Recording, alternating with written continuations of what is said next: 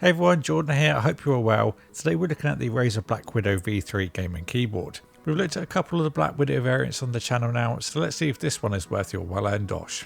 The Blackwidow V3 is a full-size layout keyboard with Razer mechanical switches, coming in either clicky tactile green or linear yellow.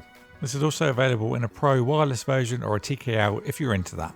Other features of this version has a transparent switch housing for vibrant lighting with Razer's perky chroma, double shot ABS keycaps, aluminium or aluminum construction, multifunction roller wheel and media key, including wrist rest and key roll lever, on-the-fly macro recording and integrated cable routing options. Oh, and you can also get this in quartz pink if you fancy something other than black. So before I get asked, printed on the box is a US layout where I've got a UK layout inside the box. They print the same on each box just to make it a lot easier and cheaper to print rather than doing each different region. So let's open the box and we'll find the instructions, Razer welcome letter, shiny Razer stickers, wrist rest and of course the Blackwidow V3. Upon first look, the V3 keeps similar design that we've seen on the previous generation keyboard, but with a few extra additions. This is a standard layout, so should you want to change the keycaps for Razer's PBT set or a third party set, then you can do. And I'll talk more about the caps and switches later on in the video. The top plate of the keyboard is aluminium or aluminum, which gives it a very rugged feel and also keeps it resilient to fingerprints.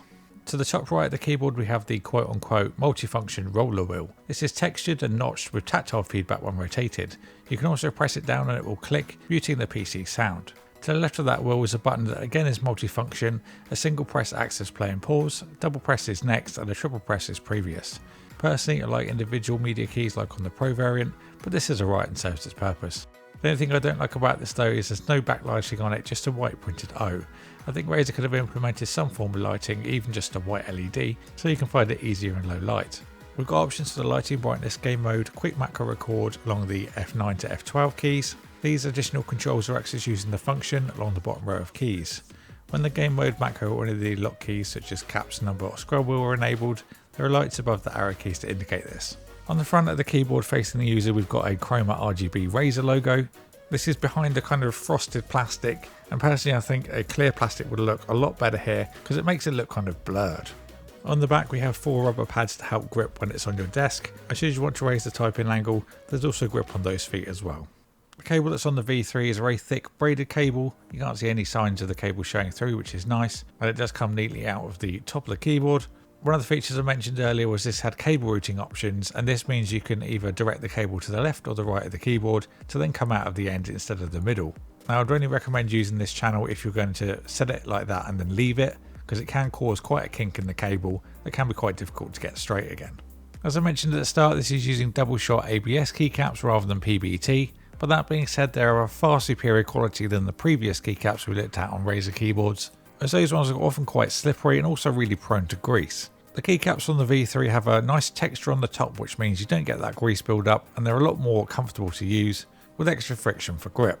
In addition to that, the Razer switch has sides on it as well, which helps the stability of the keycap rather than just the traditional cherry key that has just a stem and then nothing else. The combination of both works really well and it is a really nice typing and gaming experience. If you're not familiar with the Razer green switch, it's one of the most commonly used on their keyboard and it has a 1.9mm actuation point with a further 2.1mm of travel.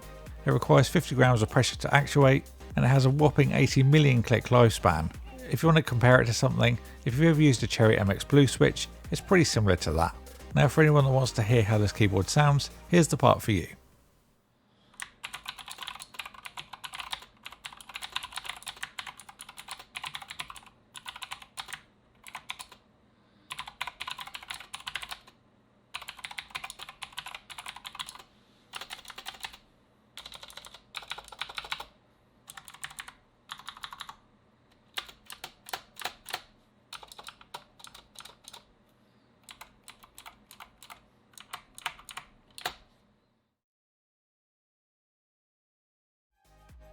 Now if you've heard any Razer keyboards before, the green switch is a very familiar sound.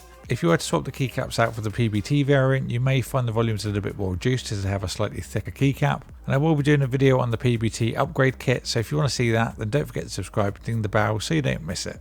So let's look at the wrist rest before we jump into synapse. Now the included wrist rest with this model is a full plastic model, but there's no way to actually physically connect it to the keyboard, be it with magnets or clips, so it just kind of sits on the desk. There are 6 rubber pads to help it grip on the desk, but I think it still needs some form of connection. It's also prone to gathering grease rather easily too, unlike the keycaps. It feels like the wrist rest for this version of the V3 was just a bit of an afterthought, as the V3 Pro comes with a soft plush variant much like we saw with the Blackwidow Chroma V2.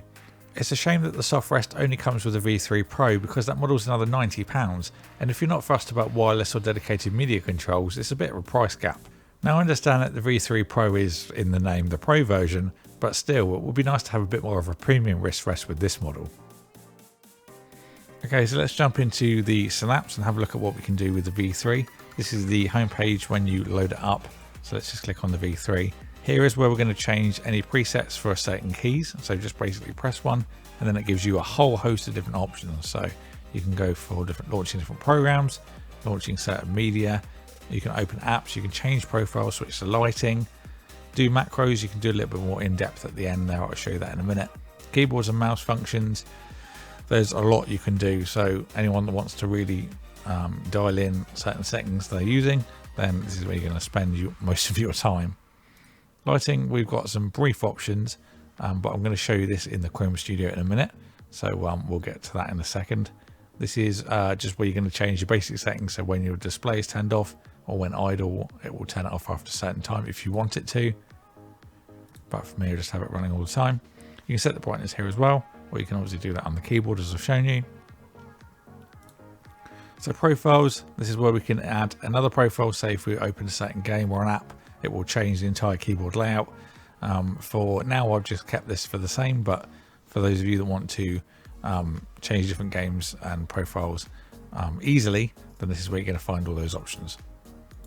So here's the integration for Chroma games and applications for an even more enhanced experience. So for example, the different features of the games will, so for example, the keyboard will react to certain things that happen in the game rather than just a set profile that you've picked previously.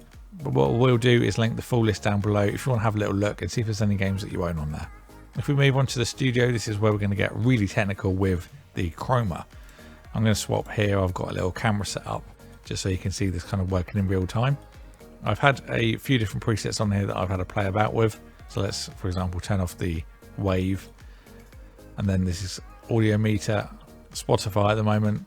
You can see that's just slightly changing. You can change the thresholds of these as well. So for example, go to audio meter, all of them, we can turn the boost up. This will just give you a bit better of a view because of what's actually playing in the background. Now, to give you an idea, this is taking the sound from the computer rather than the actual external source, aka my speakers. So it's giving you a faster representation of the sound, and it's quite nice actually because I don't have to have copyright music blaring to actually show you it. So let's just give you an example. So let's say I want to do a static effect, and I want to do, let's just say for demonstrational purposes, let's just pick something you'll be able to see on the camera, and then we want to do all those in blue. And there we go. So the rest will do the reaction or the fire waves that's going on below, and then we've got our custom buttons above. Pretty easy to do. Spectrum cycling, let's say we want to do that on the number keys. Save. Quick flash, and then it's all going. Really quite simple. Obviously you can spend loads of time in this if you fancy it, but that's just a nice quick demonstration. So on the end, this is where we're going to do the more detailed macros. So here's some ones that I've just had a bit of a play around with. What we can do is add one on the top here and then press record. It will take any inputs that you give and then add them onto there. So we go some mouse movement, scrolling up, left click and right click. Let's just press stop. It'll take all of that, and now that's a custom macro. So we can do a key bind on here, and we're going to say we want to bind it to the Blackwidow V3, and let's say just key 1. You can do play 1, play multiple times, toggle on and off, so kind of like a little switch, or just play with the assigned key as pressed down. So let's just say save on that, and then we've got our custom macro sorted. And then this is the result of me pressing that. Obviously it's not going to be one that I'm going to be using, but just for an example, you get the idea. Pretty cool. So we looked around the keyboard and the Razer Synapse software. Now I'm going to give you my conclusion. So main priority of course is going to be gaming, and the Razer keyboards are absolutely great for that. Typing experience with this is really nice as well. You've got a fast 1000Hz polling rate which is responsive, no problems in terms of key presses. You've got full end key rollover as I mentioned at the start as well, so if you're bashing loads of buttons together then you're going to have no problems with them all registering. You've got a massive range of flexibility using snaps, and you can macro to your heart's content, opening different programs. You see just the vast range of things that you can do in the software, so for anyone that wants to get real into the nitty gritty of that, then you can do so. The green switches are really responsive, but they do come with that sound, so I would say that if you're using this in a shared room, or maybe you're going to be doing a bit of live streaming, then the greens are probably not going to be the best thing to use. They just are quite loud and you'd probably hear it over your microphone, so I'd probably recommend the yellows if you're going to be streaming or you're going to be in earshot with someone else in the room.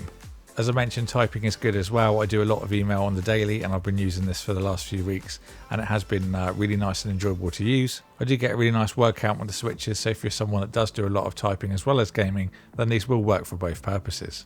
I do like the media controls. The scroll wheel on the top right is very handy, and the media button's pretty useful as well. As I did say, I'd probably prefer the individual controls, but having all of them in one is not a bad shout. Obviously takes up less room on the keyboard that way as well. As usual, the RGB is on point as you'd expect from Razer. The clear switch houses help with that as well, and as I did mention, the double shot ABS keycaps are really nice to use, a nice texture, but you still get the nice vibrant colour going through them.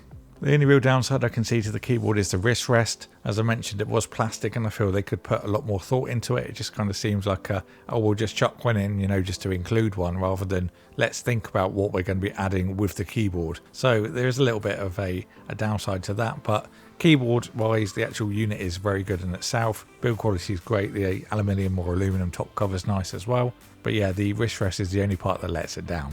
So I hope this video was of use to you. I will put the links down in the description box below if you do fancy picking up a Blackwidow V3.